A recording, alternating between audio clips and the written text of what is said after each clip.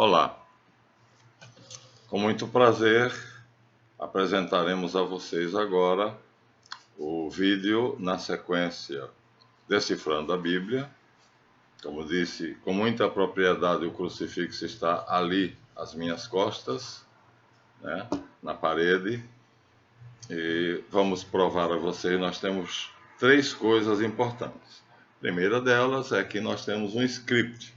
Não preciso ficar confuso, porque isto, sinopse evangélica, que na verdade no Mosteiro de São Bento nós chamávamos o Evangelho Quadriforme, ele é bom para estudos, exatamente por quê? Porque ele tem, como o nome indica, sinopse evangélica. Quando há uma passagem nos 4 evangelhos, vamos ver se encontra aqui uma passagem nos 4 evangelhos. Então aqui nós temos uma passagem em Lucas, João, Marcos e Mateus. É Jesus rejeitado em Nazaré. Então vamos aproximar de vocês.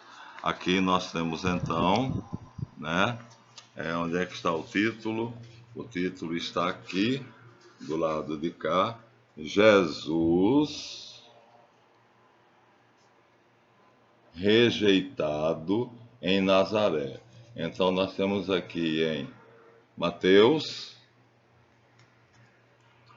nós temos aqui à frente em MC Marcos, aqui MT Mateus, aqui nós temos em MC Marcos, aqui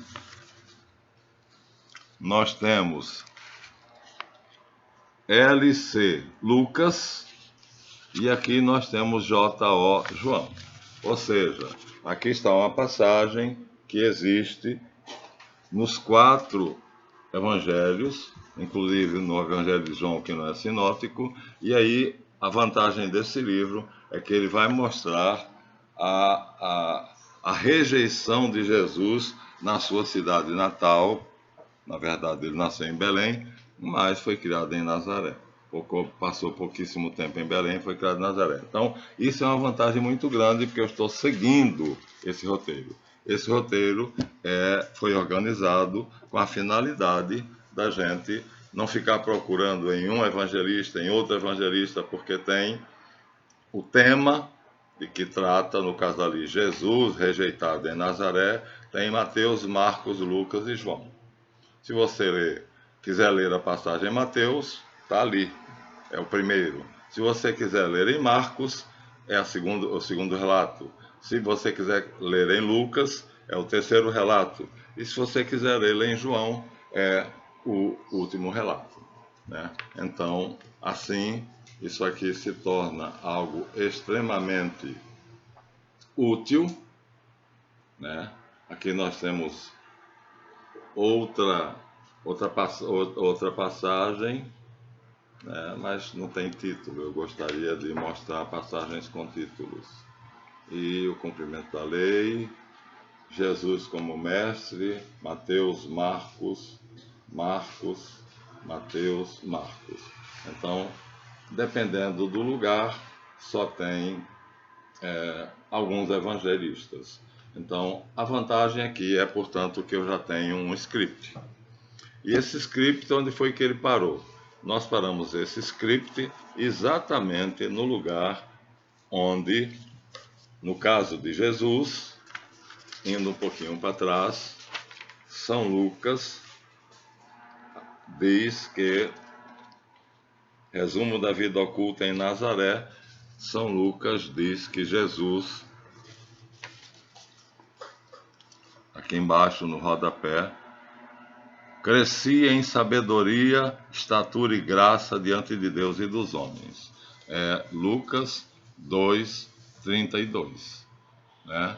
Então, e também diz que seus pais iam todos os anos a Jerusalém. Lucas 2:41 a 51. Então, assim fica fácil eu ter esse script. E no caso de João, que é o precursor, Lucas também é quem dá a passagem mais importante, mostrando que ele era essênio. Quer dizer, nesta página aqui, no pé da página, nós temos o Evangelho de Lucas, né? Tá aqui, ó, Lucas 1:80. O menino crescia e se fortalecia em espírito e habitava, é difícil dizer que eu estou indo contar, e habitava no deserto, né? Até o dia da sua manifestação a Israel. Ora, se João Batista, assim que nasceu, aqui é o nascimento dele, e após o nascimento, se ele habitava no deserto, sozinho não era. Logicamente, a conclusão do padre Frederico Dattler é que João Batista era essênio. Isso não se aplica a Jesus, porque enquanto aqui diz que João se fortificava, se fortalecia e morava no deserto, a parte relativa a Jesus, que nós acabamos de ler, no mesmo apóstolo Lucas, ele diz apenas que, vamos ver se eu consigo ler, Lucas 2:25, é 25? Lucas 2:52, e diz: Jesus crescia em estatura, em sabedoria e graça diante de Deus e dos homens. Então, assim terminamos a infância de ambos. Jesus, 6 meses mais novo do que João. Isabel estava grávida de 6 meses quando Maria foi visitá-la nas montanhas da Judéia, e descendo das montanhas da Judéia com João pequenininho, é a dedução lógica, segundo o padre Dattler nos diz com clareza, e nós aqui, descendo das montanhas da Judéia, então a família de João, quer dizer, Zacarias e Isabel, foram para as grutas essênias. Vamos ver se a gente encontra aqui um mapa da época. Nós temos aqui evangelhos em que nós temos os mapas da época. Então vocês vão ver aqui nos mapas da época, né, em 2 evangelhos feitos de uma maneira semelhante. Aqui são evangelhos, o evangelho de Jesus, que são narrados como se fosse um romance, né? Enquanto lá é o original dividido, então cada tema tem onde está, Mateus, Marcos, Lucas ou João, enquanto que aqui é uma história direta. Aqui a mesma coisa, o Evangelho, do mesmo jeito. Mas por que é que nós selecionamos aqui para vocês? Nós selecionamos porque aqui nós temos o imprimatur, que é a licença do bispo Dom Agnello Cardeal Rossi, prefeito da Sagrada Congregação para a Evangelização dos Povos. Está escrito aqui, ó, Dom Agnello Rossi, prefeito da Sagrada Congregação para a Evangelização dos Povos. Então está aqui. O imprimato foi dado por Dom Agnello Rossi, que antecedeu o nosso cardeal Eugênio Salles, de saudosa e memória. Logicamente, acho engraçado porque tem livros maçônicos que dão imprimatur, o que não seja de ser gaiato, se não considerarmos ridículo, né? Já que o imprimatur é uma palavra que se refere exclusivamente ao conteúdo de um livro católico. Quando o livro católico tem um imprimatur, quer dizer, a igreja aprovou.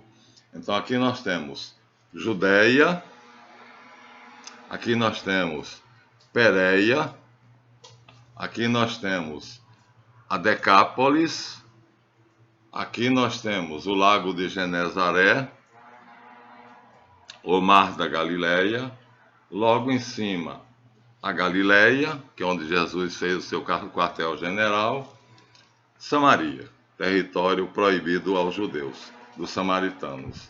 Então, era aqui no deserto da Judéia, está escrito, ó, vou colocar o livro numa posição em que vocês vejam bem. Então, era no deserto da Judéia,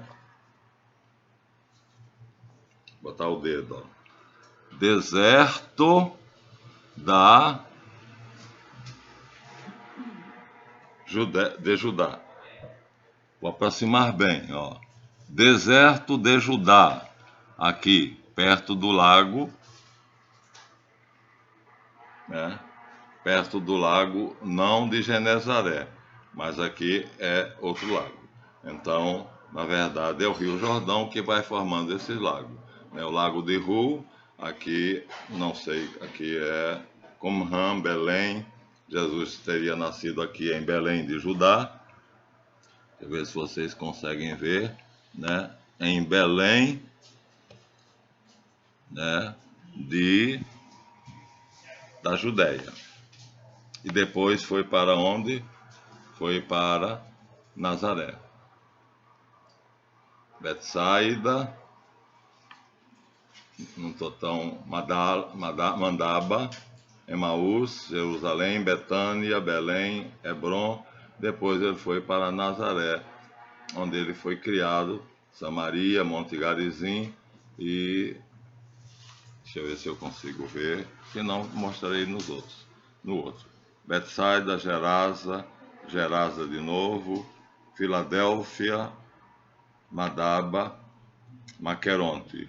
Então, Hebron, Bersaba, Belém.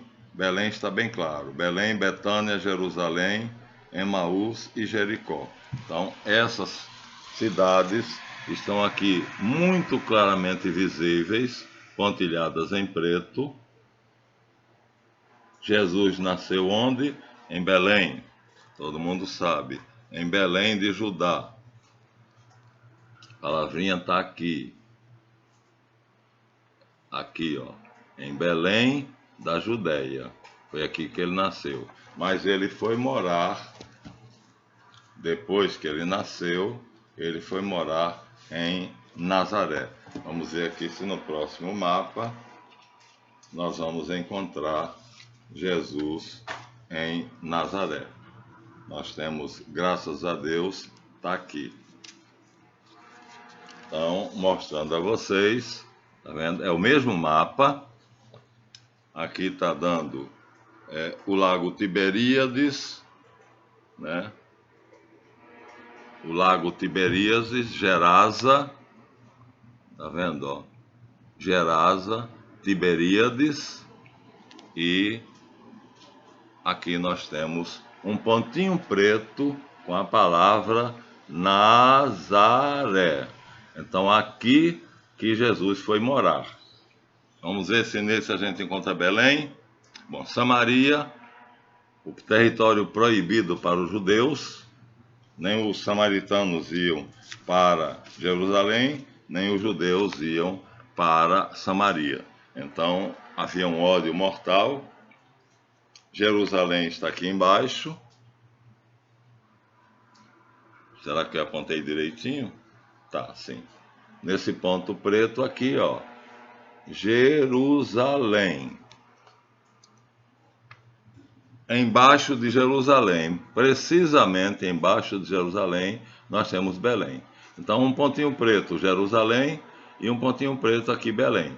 Jesus nasceu em Belém e depois ele foi morar em Nazaré. Portanto, mais ao sul. Tá vendo como os mapas ajudam? Não encontrei qual é o mapa. Maqueronte, aliás, o lago. Que lago é esse? porque lá nós temos o lago Tiberíades, ou Mar de Tiberíades, né, que é citado muitas vezes. Aqui não temos nenhuma referência, não sabemos exatamente o que é esse curso de água. Mas é essa a região onde Jesus viveu. Aqui não está dividido tão minuciosamente, o que nos permite ver com clareza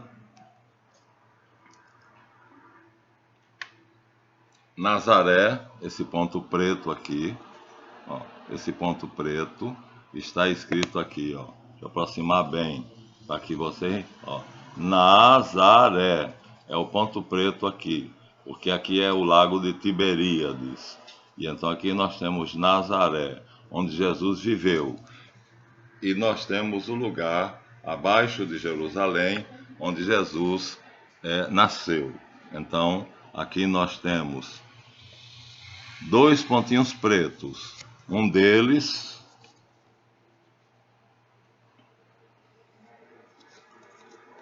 podia ser mais claro, ó, Jerusalém. E aqui embaixo, Belém. Então nós temos Jerusalém e Belém. Jesus foi para Belém para poder fazer o recenseamento e aqui nasceu. E depois ele veio para Nazaré, que é bastante acima, muito ao norte, desculpa, eu disse ao sul, muito ao norte, né? Para cima é norte, para baixo sul. Então é um dos mapas, nós temos dois, e aí isso facilita a gente para que vocês... Agora vamos dar uma outra olhadinha no outro. Vamos dar uma olhadinha no outro mapa para que vocês vejam. Então aqui agora dividido em partes, depois que o Império Romano conquistou, então nós temos o Mar Mediterrâneo, está escrito aqui Mediterrâneo, depois Galileia, onde Jesus viveu a maior parte do tempo, e por isso ele foi chamado Galileu. E quando os discípulos souberam que ele era da Galileia, né, Natanael disse, na Galileia dá alguma coisa que preste? E aqui nós temos a Decápolis, aqui nós temos Samaria, território proibido, mas Jesus atravessa Samaria, tem uma conversa com a samaritana no poço de Jacó, João 4, onde ele diz que é o Messias. Aqui nós temos Judeia, ou seja, onde Davi fez a sua capital. Davi era da Judeia.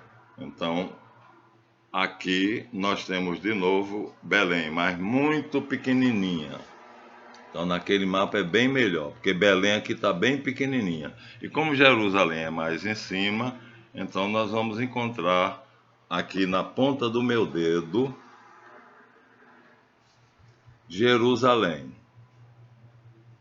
E aqui Belém. No outro mapa fica bem mais claro. Então, através desses livros que já não se vendem mais, nós temos em forma romanceada a história de Jesus. É diferente porque aqui é uma continuidade, né? O autor pegou os evangelhos e fez como se fosse uma biografia de Jesus. Então, né, aqui nós temos dois. Um deles foi prefaciado pelo cardeal Agnello Rossi, o outro, mas não tem o prefácio não, foi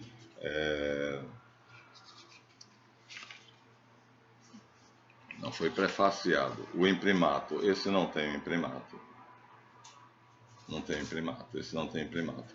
Então, mas é nesse que não tem imprimato onde está Nazaré, com bastante clareza. Com muita clareza nós temos aqui Nazaré, esse pontinho preto. Onde é que está o meu dedo? Não é isso mesmo? Aqui, ó. Nazaré. Aqui em cima. E aqui nós temos Jerusalém. Abaixo de Nazaré nós temos Jerusalém. Então, Jerusalém, a capital, onde Davi fez a sua capital, e aqui Belém. Jesus nasceu em Belém, Jesus morreu em Jerusalém. Jerusalém era chamada a cidade de Davi. Jesus viveu a maior parte da sua vida em Nazaré. Daí foi chamado Yeshu Nitzri, quer dizer, o Yeshu Nitzri, Jesus de Nazaré. Pronto. Então aqui nós temos material que, como eu adoro os mapas, quem gosta de história tem que gostar de mapas. Se não tiver os mapas vai ter dificuldade.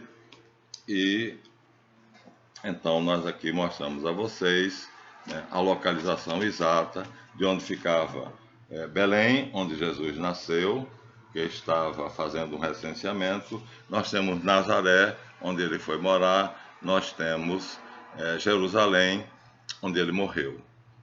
A cidade de Davi, a capital da Judéia. Portanto, em 2 livrinhos que são como se fossem romances sobre a vida de Jesus. Aqui é romanceado, vai ter muita coisa bonita e tem, assim, olha, vasos da época de Jesus. O livro é todo ilustrado e tem muita coisa bonita, né? A ressurreição e as aparições de Jesus, capítulo 6. É bonito, né? É muito bonito. Lamparinas comumente usadas na época de Jesus, lamparinas, ó. Aqui botava o azeite e dentro segurava aqui, tá vendo? E quando acendia o fogo aqui, a lamparina acendia. Então, assim, essa é parecida com a do eremita do tarô. E assim, nós vamos ter em todos os 2 livros, né, muita coisa interessante e as provas, digamos assim, de que Jesus realmente viveu nessa época e nesses lugares. Aqui nós temos uma figura extremamente importante. Nós temos aqui César Augusto, né, o maior imperador romano. Está escrito assim: no ano 747 da fundação de Roma, quando Jesus nasceu em Belém, era imperador dos romanos César Otávio Augusto.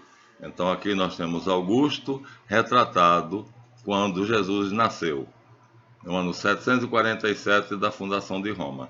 Então, Jesus nasceu sob o império de Augusto. E na página seguinte, nós temos aqui o mesmo personagem agora de frente, em 767, quando Jesus tinha 20 anos, morria Otávio, sucedendo no poder como imperador Tibério César. Foi durante o império de Tibério, que se estendeu até 789, que Jesus foi condenado à morte.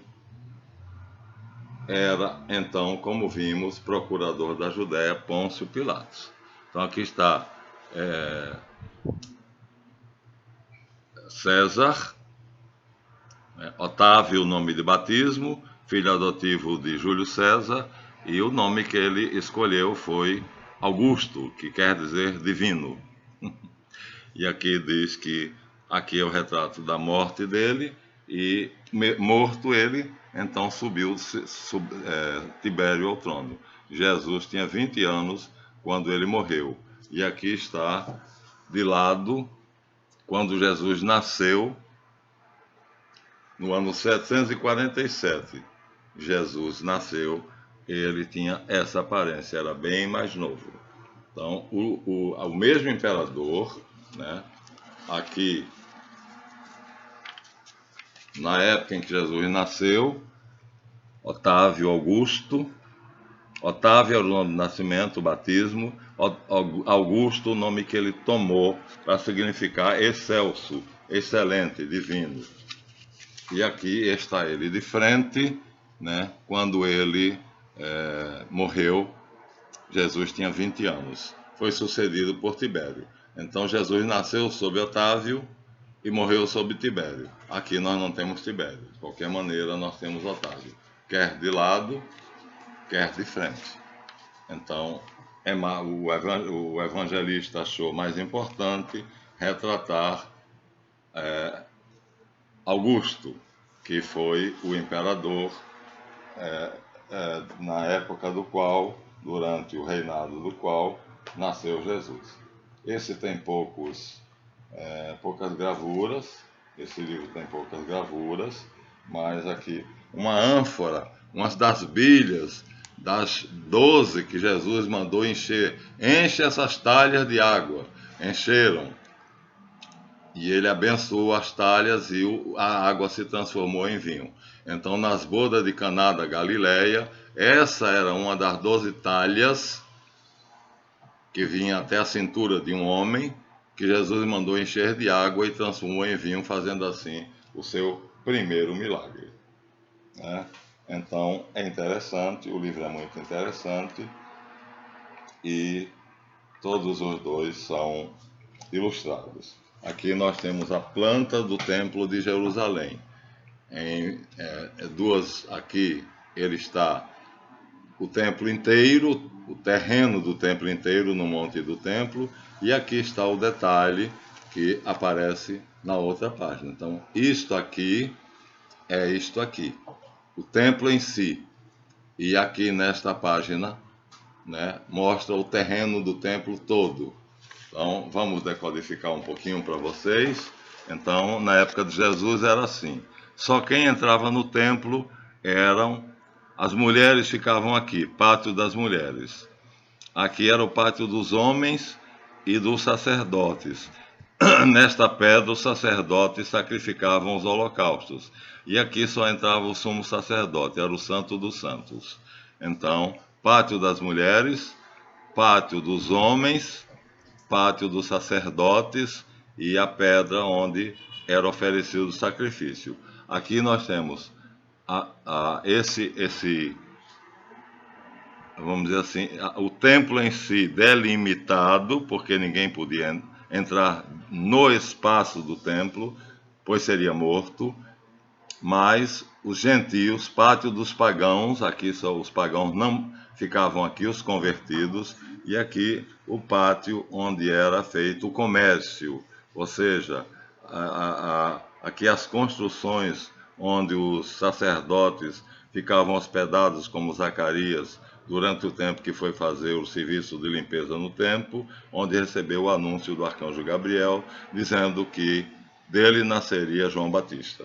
Então veja, aqui é do monte do templo, todo o território do templo. E aqui é apenas o templo.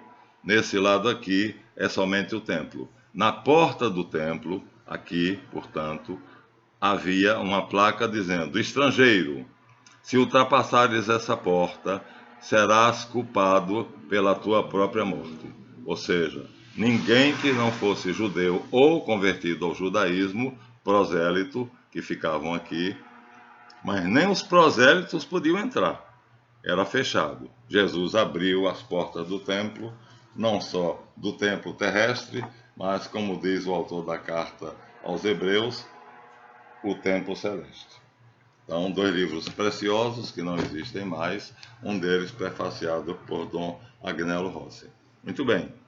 Então, nós não vamos a isso, a não ser mostrando assim as figuras para vocês. Então, os autores de ambos são diferentes, mas fizeram tipo um romance com a vida de Jesus. A vida de Jesus romanceada, quer dizer, contaram a vida de Jesus como se fosse um romance. Enquanto que no livro que eu mostrei para vocês, a ideia é outra. A ideia é mostrar em cada evangelho o tema tratado. Então aqui está: Jesus entre os doutores, revelação de sua origem divina. Está em Lucas 2,41. Então aqui nós temos, ó, tá vendo? Evangelho de São Lucas, como nós chamamos, 2:41, nós temos Jesus entre os doutores. Nós estamos aqui, paramos aqui. E no rodapé, ou seja, lá no cantinho embaixo, nós temos aqui dizendo que a vida de Jesus em Nazaré não se tem quase nada. Em Lucas, capítulo 2, versículo 52, diz apenas que Jesus crescia e se desenvolvia em estatura, sabedoria e graça diante de Deus e dos homens.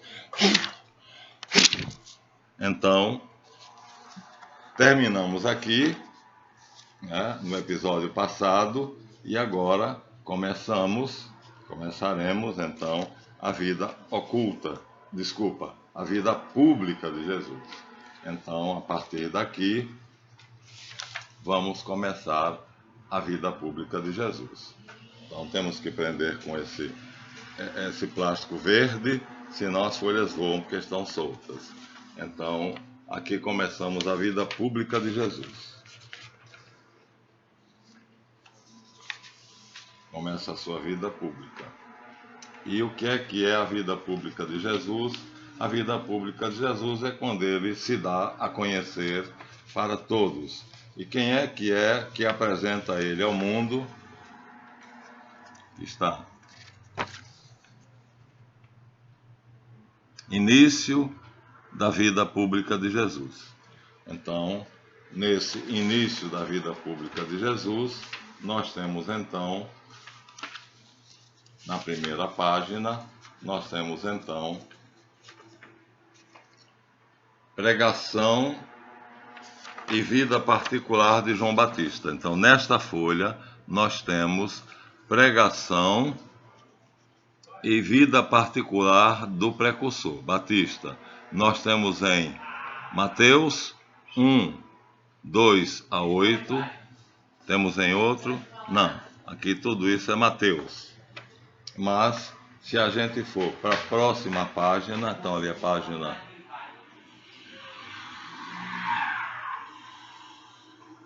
Meu Deus. Acho que aqui eu me atrapalhei. 40. Aqui nós temos, então troquei aqui do lugar, Jesus entre os doutores, os magos, troquei. Aqui nós temos a continuação do batismo de Jesus, explicitamente escrito, batismo de Jesus. Quem é o evangelista? Mateus, está aqui, MT, Mateus. Marcos, aqui, MC. Quem mais? João, falando sobre os fariseus e a briga de João Batista com os fariseus que vinham se batizar. E ele dizia, serpente, raça de víboras, quem vos ensinou a fugir da ira futura? Juntando as duas folhas, que é o que nós fazíamos, então nós temos aqui, portanto, né, a vida pública de Jesus começa com o batismo. Aqui está a pregação e a vida particular, dados particulares de João Batista. E aqui está a continuação, o batismo de Jesus. Aqui nós temos uma coisa muito interessante para falar para vocês. Por quê? Como vocês já sabem, eu não vou ler tudo, mas veio Jesus da Galileia ao Jordão. Vocês já viram no mapa da Galileia. Deixa eu ver se eu mostro novamente nos livros onde ficava a Galileia dos gentios, onde se acreditava que não surgiria profeta de lá. Pois bem, surgiu o Messias, Galileia dos gentios, né? Então, aqui está Judeia, Pérea, Decápolis, Galileia. Então, aqui no mapa que divide, aqui nós temos Galileia e aqui Cafarnaum, cidade onde Jesus estabeleceu seu quartel-general, onde eles ficavam com os discípulos. E aqui Magdala,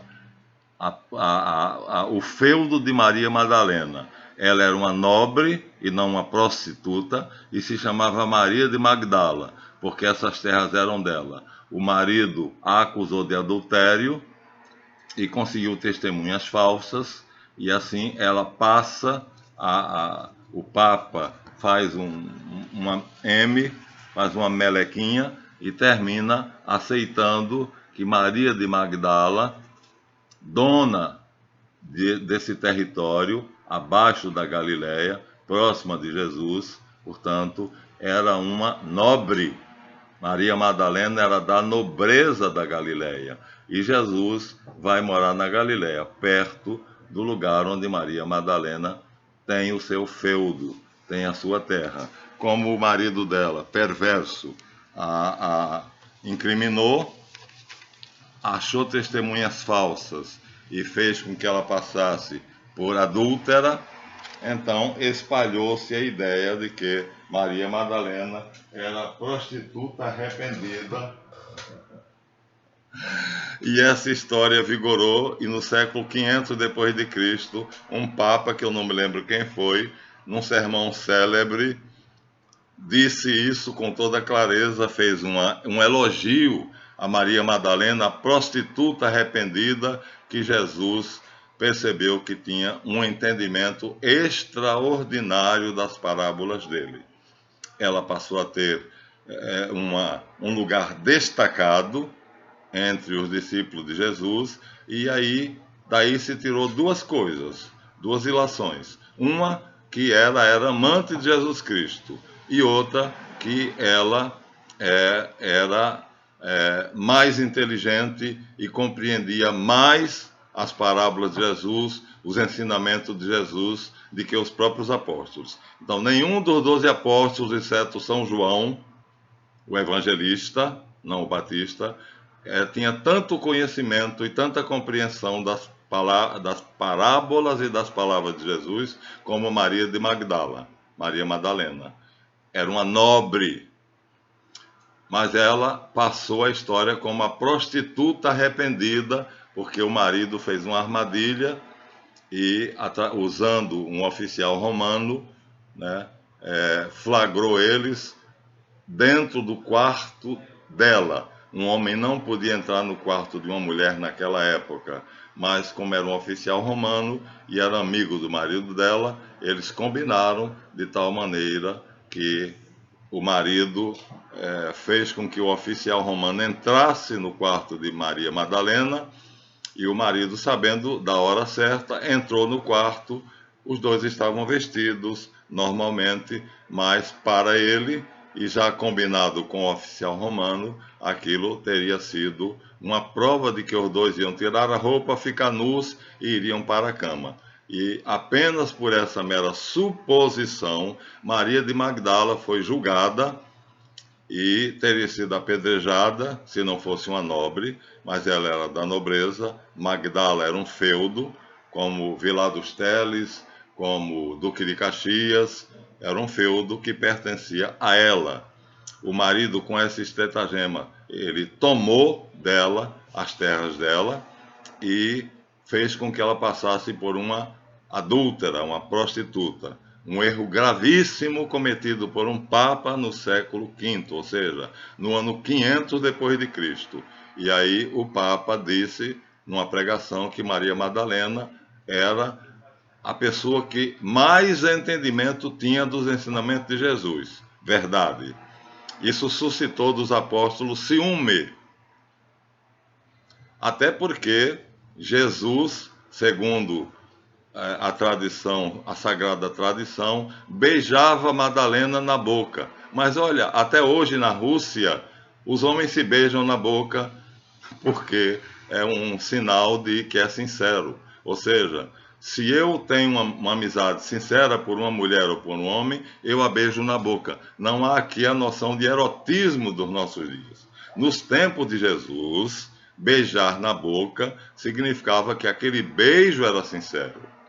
Como na Rússia, quando Brezhnev passa o cargo para Khrushchev, eles se beijam na boca. Isso há 70 anos atrás, 100 anos atrás. Ou seja, na Rússia o costume ainda foi mantido. Beijar na boca significava ter a confiança, a fidelidade, né, a amizade entre as duas pessoas. Então, Brezhnev beija Nikita Khrushchev, seu sucessor, na boca ao entregar a faixa de presidente do Partido Comunista da União Soviética. Isso ontem. Isso fez com que o grupo Porta dos Fundos fizesse um filme no qual os apóstolos de Jesus são dados como homossexuais. Um bando de viados, porque todo mundo se beijava na boca. Ora, era costume. E aí vocês vão entender por que é que, quando Jesus vai ser preso, ele está chorando e suando sangue no Getsemane, numa pedra, ajoelhado no chão, sentado quase de joelhos. Quando ele vê os archotes dos soldados, levanta-se, acorda os apóstolos e vai receber os soldados que ele sabe que vão prendê-lo. É o soldado de Caifás, o sumo sacerdote, que vem prender Jesus porque Judas vem à frente e disse, como os soldados, Malco, que era o capitão da guarda do templo, disse, como saberei quem deles é Jesus? E Judas disse, aquele que eu beijar, subentendido, na boca, porque não se beijava no rosto, nem na testa, como hoje, beijava-se na boca. Logo, não é escândalo e não significa isso, nem de leve, que por Jesus beijar Maria Madalena na boca, era mulher dele. E nem por beijar os apóstolos na boca, que era todo mundo um bando de viados. Então estudem, e aí o que está escrito por esses dois canalhas, já mostrei de sobra, 3 historiadores que através dos apócrifos, aqui Michael Begent, Richard Lee e Henry Lincoln, eles fazem uma suposta pesquisa, entre aspas, para poder chegar à conclusão que o Santo Graal, que tinha o sangue real, o sangue de Jesus, que é o cálice que Jesus usou na ceia, na verdade, em espanhol, era sangue real, sangral. Então, o Santo Graal, né? Em francês, Saint Graal, né? Em inglês, The Holy Grail, em português, o Santo Graal. Eles fizeram uma misturada desses termos, usaram o termo espanhol, podiam usar The Holy Grail em inglês, não haveria problema nenhum, porque olha os nomes. Michael Begent, inglês ou americano. Richard Lee, também inglês ou americano. Henry Lincoln, são 3 ingleses ou americanos. Então, eles podiam usar The Holy Grail, o Santo Graal, em inglês. Mas aí, se usassem em francês, seria Le Saint Graal, o Santo Graal. Mas eles, como tinham a intenção malévola, eles aí pegam o termo espanhol, sangral, sangue, traço, o G fica no sangue, sangue para no G e fica real. Então, o sangue real. Então, a palavra sangue real, o Santo Graal, passa a ser, para esses 3 canalhas, o cálice em que Jesus Cristo, na Santa Ceia, consagrou e distribuiu com os apóstolos. Eles fizeram uma laboriosa pesquisa, tudo falso, tudo mentiroso, e já disse a vocês, o livro está escrito como ficção. Mas a ideia foi aproveitada por Dan Brown no Código da Vinci e pegou. E todo mundo acreditou que Maria Madalena, por ser beijada na boca, era esposa de Jesus e teve um filho com ele. E Porta dos Fundos completou a safadeza, fazendo com que Jesus e os apóstolos, que se beijavam na boca, fossem um bando de viado. Então, estou dizendo com toda clareza, para vocês entenderem que esses 2 livros não valem merda. Deixa eu dizer assim, com toda clareza. Aqui nós temos 3 historiadores famosos, pagos pelo diabo, o clã de Rothschild, na época René Davi, barão de Rothschild. Aqui nós temos Dan Brown, financiado já pelo Lord Nathaniel, barão de Rothschild, cujo livro deu origem a um filme. Dan Brown teve muito dinheiro, mas eu não sei se dinheiro no inferno vale. E aí o livro virou filme. Então, eu acho que, se não se arrependeram, esses 3 historiadores famosos, pagos pelo clã de Rothschild, estão no mármore do inferno. E aqui, Dan Brown também está no inferno. Cheio de dinheiro, mas o dinheiro ficou e a alma foi para o inferno, né? Então, esses 2 livros são classificados, como eu mostrei, na ficha catalográfica como ficção, imaginação, invenção da mente criativa do narrador, de todos os 2. Só que esses aqui são muito espertos e fazem com que a coisa pareça de fato uma pesquisa histórica. Eles são extremamente astutos. E quando você lê o livro, você lê com prazer e quase não consegue parar, porque você quer saber até onde eles querem chegar. E eles vão fazendo a coisa com astúcia e com a perícia tão grande que você só vai descobrir que Jesus é amante de Maria Madalena quando descobre o paralelo tal, onde tem no meio da igreja uma lista que divide o mundo de lá do mundo de cá, quer dizer, 2, hemisfério norte e hemisfério sul, passa por dentro da igreja, e ali seria uma das pistas de onde está o túmulo de Maria Madalena. O livro é fascinante, é, como obra de arte, maravilhoso, eu curti demais e respeito como obra de arte, mas foi feito com a intenção de tirar os cristãos da sua fé em Jesus Cristo, mostrando que Jesus tinha um amante, Maria Madalena, que ele beijava na boca. Já expliquei que o beijo na boca não tem nada a ver. Como não há direitos autorais sobre a ideia, e sim sobre o texto, Dan Brown, que é um excelente escritor, muito maior e muito melhor do que os outros 3, e que não tem uma perspectiva histórica, faz um romance policial excelente, muito mais, vamos dizer assim, movimentado, muito mais empolgante do que a obra dos historiadores. Isso aqui virou best-seller e Dan Brown ganhou dinheiro à beça. Depois fez um acordo com Hollywood, que é tudo dos judeus, sabia? Hollywood é o paraíso dos judeus. E aí eles compraram e a obra, os direitos autorais, fizeram o filme, o Código da Vinci, que teve mais sucesso do que o livro.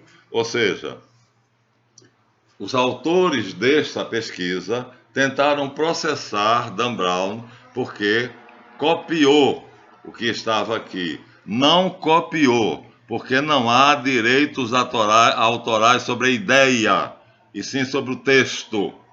Eu estarei falando em um livro que eu estou fazendo para venda online sobre a Lemúria, e me baseando no coronel James Churchward, inglês, que descobriu onde ficava a capital da Lemúria, o centro de governo mundial na época da Lemúria. Mas não estou repetindo as palavras dele. Se eu repetir, a família dele pode me processar. Isso é plágio e então é proibido. Mas a ideia, não. E aí o que é que Dan Brown fez? Espertamente pegou a ideia. O texto é completamente diferente. É uma aventura policial que começa no Museu do Louvre, onde o professor Langdon está dando uma palestra, quando de repente descobre-se que o curador do museu está morto no corredor. E aí começa a história toda, e os autores do livro histórico, supostamente, né, não tem nada de histórico, é ficção, fazem uma obra belíssima, que parece uma pesquisa verdadeira, mas apenas parece, e Dan Brown pega a ideia e transforma num maravilhoso relato aventuresco, policial, que teve um sucesso estrondoso e foi transformado em filme. Mas ambos os livros, na ficha catalográfica, já mostrei, está escrito ficção. Ficção. E por causa dessa ficção, muitos cristãos deixaram de acreditar em Jesus. Então, o que é verdadeiro sobre Jesus, se vocês quiserem saber, terão que ir ao Evangelho. E aqui nós temos o Evangelho, ou o Evangelho quadriforme, a pregação de São João Batista, que é o início da vida pública de Jesus. Dos 12 aos 29 anos não aparece, ou seja, desde a ida a Jerusalém para comemorar a sua Bar Mitzvah com os doutores, até o batismo no Jordão, não há detalhes sobre a vida de Jesus. Aí aqui aparece João Batista, 6 meses mais velho do que Jesus, fazendo uma pregação, chamando os judeus para se converterem, não se revoltarem por serem pobres, e aqueles que são ricos também são aceitos, ricos e pobres. No reino de Deus, a riqueza é a posse do Espírito Santo, e então, quem apresenta Jesus ao mundo, quer dizer, o marqueteiro de Jesus, é João Batista. É ele quem vai dar ao mundo o conhecimento de Jesus Cristo. E aí agora nós temos um segredinho, né? Lucas termina lá, aqui eu disse a vocês, né? Então nós temos o batismo aqui em Mateus 3, de 1 a 12. Então, Mateus 3, de 1 a 12. Logo depois, nós temos aqui Marcos 1, de 2 a 8. É a mesma passagem, por isso eles colocam, são chamados sinóticos, de sinopse, de sintonia. Aí você encontra, na outra página, você encontra Lucas, tá aqui, né? LC, Lucas, capítulo 3, de 21 a 22, e finalmente aqui embaixo um pedacinho de João, de 29 a 34. Ou seja, é isso que são sinóticos. Um tema, Jesus é batizado por João, aparece nos 4, e os 4 são dados aqui. Se eu for ler cada passagem desses evangelistas, eu estou lendo o próprio evangelho, selecionado por uma equipe de peritos, para que as 4 passagens possam ser lidas uma ao lado da outra. A isto se chama sinopse evangélica. Então, agora eu não vou falar, porque já falei antes, o que é que foi o batismo de Jesus. É um segredo, e eu vou guardar esse segredo para o próximo vídeo. Então, todo mundo já sabe que João Batista, segundo Mateus, Marcos, Lucas e João, foi batizado por João. João aqui é evangelista, J.O. Mas o João que batizou Jesus é o Batista. Então, a conversa de Jesus que eu vou falar para vocês, já falei várias vezes, é com João Batista, não é com João Evangelista. E esse João é o evangelista que narra. Aqui é a narrativa do batismo de Jesus, que aqui está em Lucas, LC, que aqui está em Mateus, e aqui está em Marcos. Então, Mateus, MT, Marcos,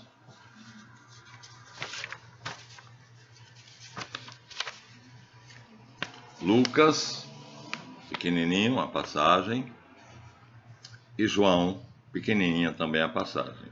Ler seria tolice. Eu acho que todo mundo já sabe o que foi o batismo de Jesus. Mas no próximo vídeo eu vou fazer uma brincadeira com vocês.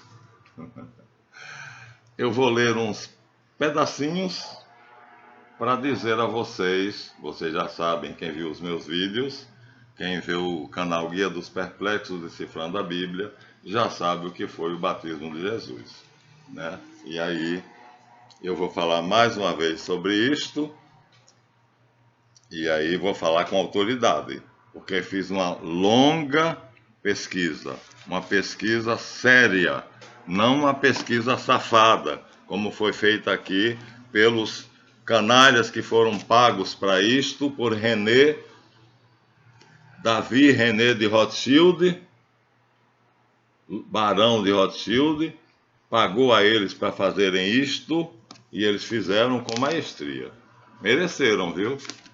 E o sucessor de Davi René, depois de ler, entender e,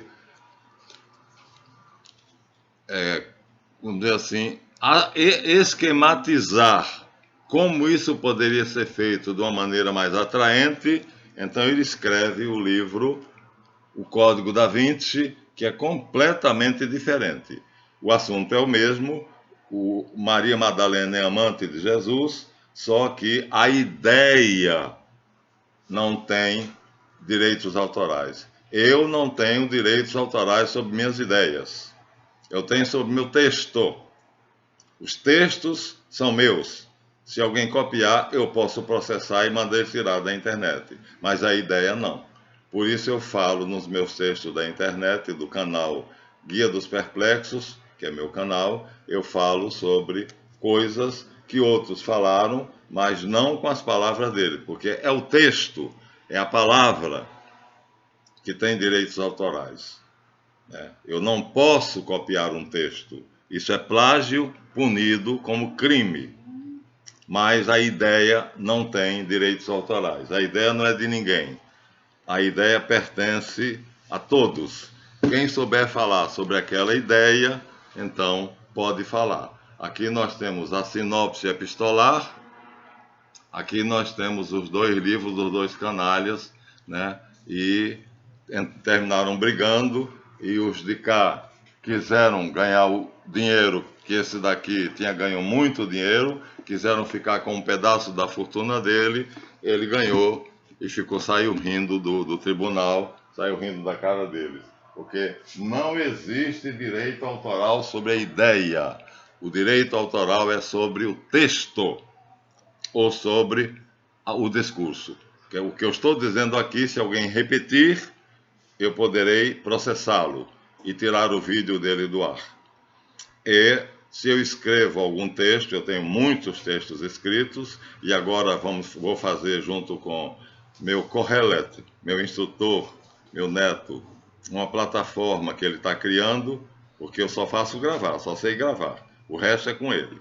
E ele vai fazer uma plataforma e eu vou escrever textos e vou gravar esses textos em vídeos. Os compradores, lá para julho, por aí assim, quando a obra estiver feita e lançada na plataforma, então os compradores terão direito a 10 vídeos de 1 hora de duração e o texto acompanha os vídeos. Por isso será um pouquinho mais caro, porque um amigo meu médico comprou um vídeo, 10 vídeos sobre astrologia, mas ele comprou e não tem direito de baixar. Ele tem que entrar na plataforma, ler e depois sair da plataforma. O vídeo não é dele. No nosso caso, o nosso planejamento, eu e o meu neto Correlet, vou chamá-lo assim, que eu também usarei um nome, um pseudônimo, nós daremos àquele que comprar a obra, que sairá entre 350 mais ou menos, mas você baixará os vídeos, serão seus pelo resto da sua vida.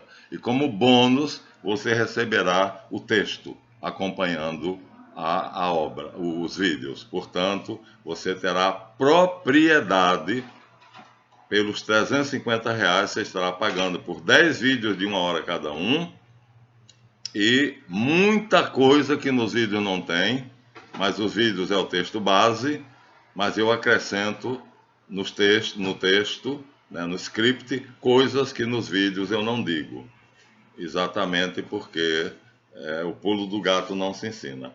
Bom, terminamos esse episódio, e então o batismo de Jesus será o próximo vídeo, João batizando Jesus, e aí nós teremos uma surpresa para alguns, para outros o que eu já disse. Um segredinho, né, que João e Jesus compartilhavam. Então deem seu like, vejam o vídeo até o fim, façam suas observações, correções se eu errar, sugestões, comentem, que eu acho isso muito legal. E até o próximo vídeo. Esse é mais um do canal Guia dos Perplexos, série Decifrando a Bíblia. Até o próximo.